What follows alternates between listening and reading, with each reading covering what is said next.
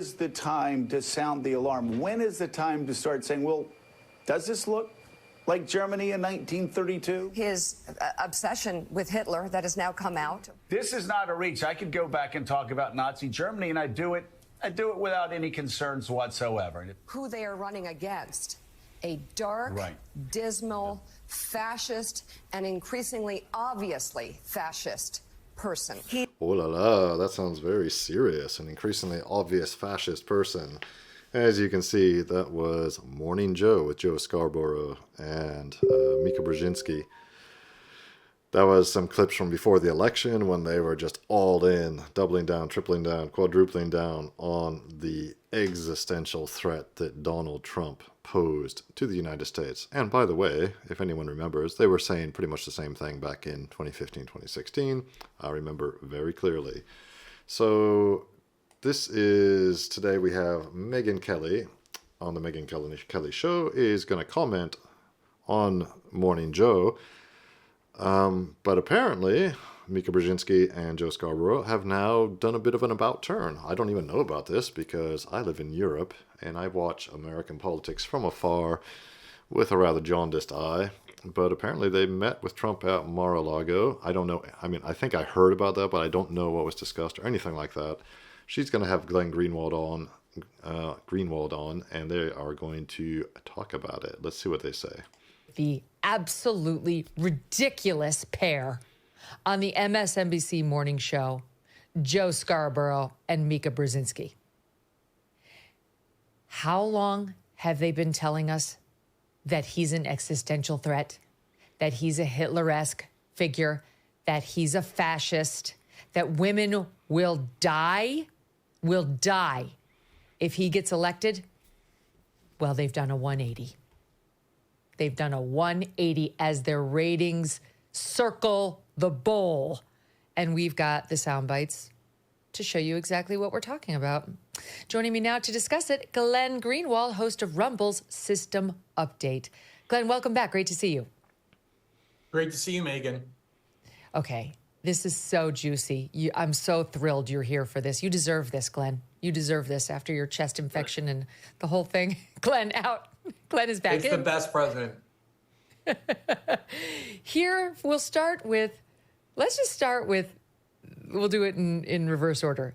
SOT 2, what they were saying ahead of the election. When is the time to sound the alarm? When is the time to start saying, well, does this look like Germany in 1932? His obsession with Hitler that has now come out. This is not a reach. I could go back and talk about Nazi Germany, and I do it without any concerns whatsoever. Who they are running against. A dark, dismal, fascist, and increasingly obviously fascist person. He's getting through the moment as an aging bullshit artist. Yeah. There's always a tinge of racism in everything he says. If you can't believe it and this is your choice, you're lying to yourself and you're going to ruin this country. Hateful, racist, bigoted, tired, aging, branding, I wouldn't say genius, branding obsessed narcissist. He will imprison, he will execute whoever he's allowed to imprison, execute. They're knowingly voting for a fascist. They're voting for a racist. Did a graphic scene like he was having oral sex. Oh my God. With the microphone. That was before Trump won. This morning, it's the dawn of a new day. Glenn, let's watch. Joe and I went to Mar-a-Lago to meet personally with President-elect Trump.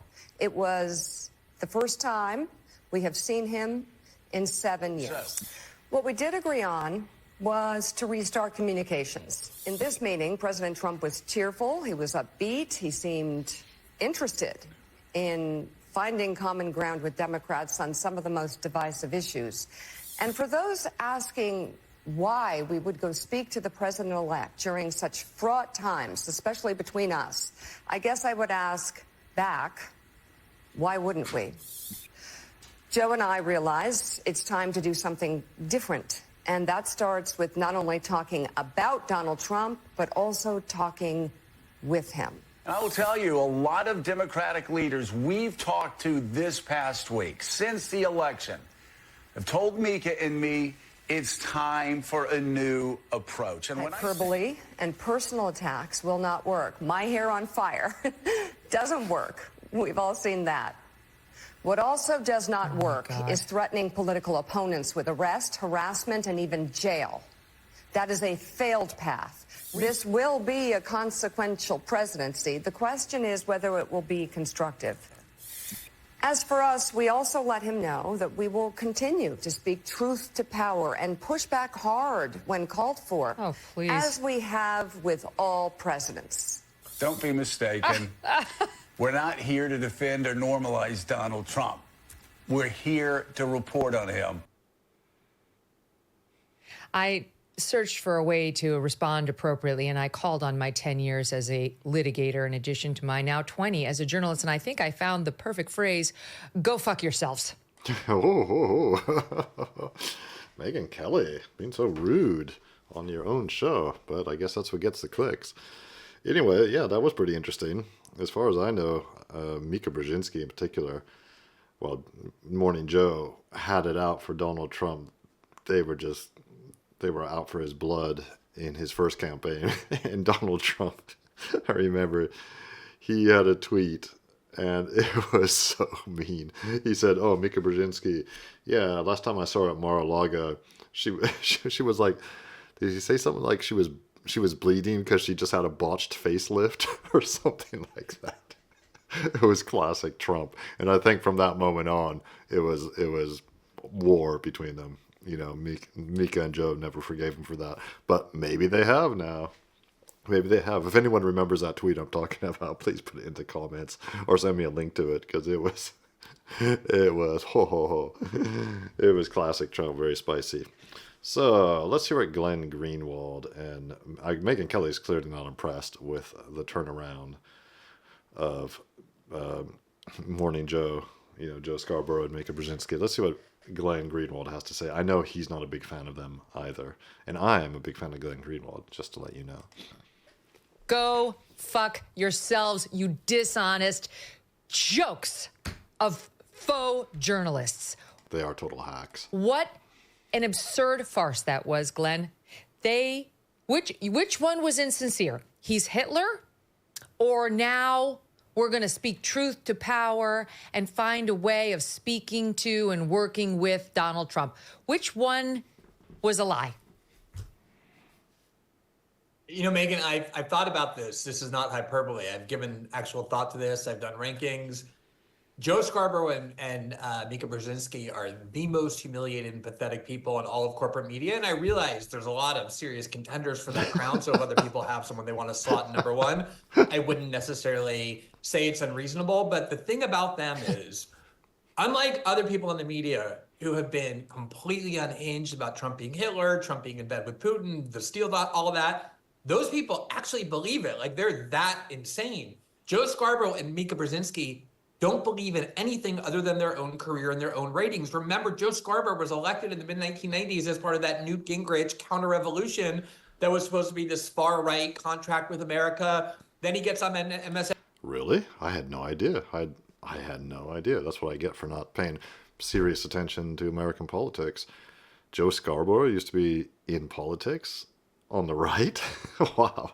Let me know about that. If anyone knows about that, anything interesting, put it in the comments, please. MSNBC, he continues doing that until MSNBC demanded full-on anti-Trump hysteria. But in the 2015 and 2016 election, you were the one to point this out actually very well. Nobody did more to promote Donald Trump in the Republican primary than those two. They would allow him to call into their show and did it constantly. No other candidate. Why? Because it was the only thing that got ratings. He saved all of their jobs. Then that's absolutely true. Donald Trump saved the corporate media. Certainly CNN. He just gave them something to talk about every single day. They had stuff to talk about.